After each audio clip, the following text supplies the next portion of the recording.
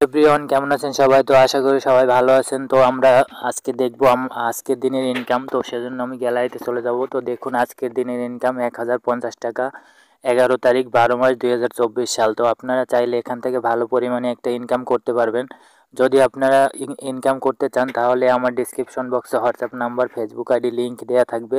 আপনারা আমার সাথে মেসেঞ্জারে সরাসরি যোগাযোগ করবেন। আশা করি যথেষ্ট পরিমাণে সাপোর্ট পাবেন।